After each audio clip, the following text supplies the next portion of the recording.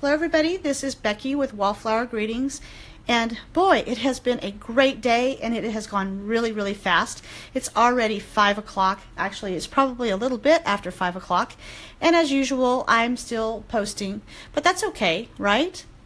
I'm glad that you've been able to join me when you could today, and be sure that you comment on anything that you have seen here or ask questions. I don't mind answering them, and if I can help you in any way, I'd love to. And if you do comment, then you get entered into the prize drawing, which I will draw in a little bit. And I'll also do that live as well, so that you know that I didn't just pick somebody. So I will do the drawing, so you have plenty of time to comment, ask questions before then, so that you can get your name into the drawing. So anyway, what I'm talking about now is something that was sort of a random thing that I just, one day, it just kind of jumped out at me. So what do I mean by saving your scrap paper or your grid paper? So this is grid paper that Stampin' Up! Sells that you can buy. They come in pads with quite a bit of paper on them, and they're 11 by 17. So when you're doing a big class or you're doing something where you have a lot of space to work, I use the whole sheet. But when I'm doing recording or I just don't have a whole lot of space for travel purposes, whatever, then I like a smaller size, so I cut them in fourths. So that's what you see here. And this is some scrap paper from a project that I had been working on. Actually, probably several projects, because there's different stamp sets in here. And I just usually, when they get so covered up and things, I just throw them away, really. Or I don't know if you can even recycle them with all that ink on there or not. But anyway, I just toss them. And one day I was looking at it and I was going, that's kind of pretty. And then I started thinking, wow, we have stamps that actually have a grid type of pattern on them that they made on purpose to look like a grid or to give some textural interest. And so I thought, well, why not just use the grid paper to make a pretty card instead of throwing it away?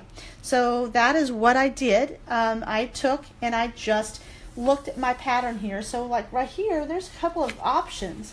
I just sort of looked to see what might look good on a card. So this is kind of pretty right in here, and so is this right here.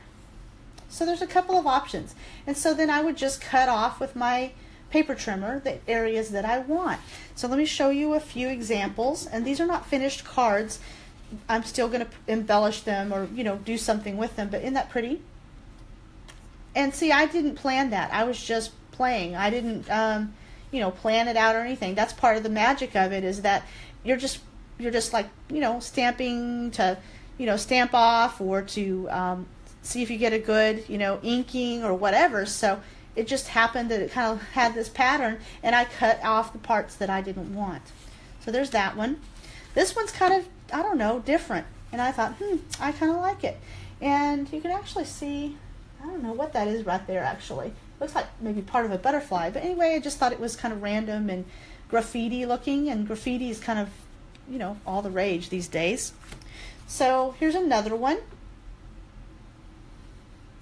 and I guess that I did it this way, so I guess that, but it could have gone the other direction too, although I think maybe because of the stem, I think that's probably why I put it that way.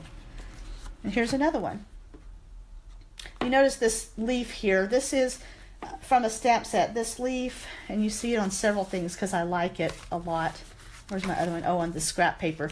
It's from Kind of Eclectic. That's another stamp set that is going away, and it is definitely one of my favorites, and I'm kind of sad about that, but again, there's new stuff that's really exciting, so just gotta get rid of something so you can get something new, and that's about how it is with anything, isn't it? Okay, so that's really what I did, and so that's what I'm going to do with this. I'm going to cut this around this. I may make a couple of different cards with this piece of paper. Here's another one that's kind of got this watercolor look. So since we do watercolor washes all the time and different things, and this has got a pattern, a texture on it. So I really like that, so I'm going to do something with this one. And remember my scratch pad from earlier today when I was making my big piece of, stamping my big piece of DSP. So I did some testing on here, and this was, some of these leaves were already here, some of them weren't. There's a hodgepodge of things, and I really kind of like this look right here. That's really pretty to me. Now, granted, we've got this wording in the back, but hey, a lot of times people like that. I mean, it's kind of part of the, what is that, eclectic look. So I may actually, I think I'll probably keep it in there. I think it says notes, so that's kind of cool. Okay, so I may keep that. And let's see, you know, there's a couple of possibilities. There's another possibility right in this area as well. So I'm actually going to cut these and put them on card bases and embellish them. And I'm going to look back at these cards because I do have, remember the daisy punch?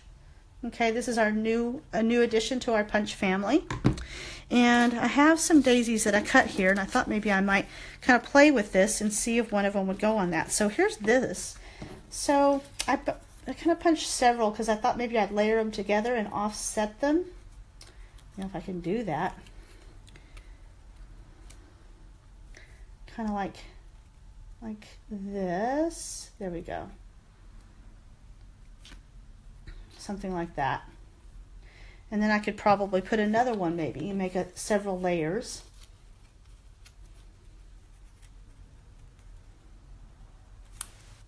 Kind of like that. And then I have a 1-inch circle punch, so I punched out a Daffodil Delight paper, and I'll probably put that in the middle, something like that, and maybe place it right here on this card. What do you think of that? That's kind of pretty.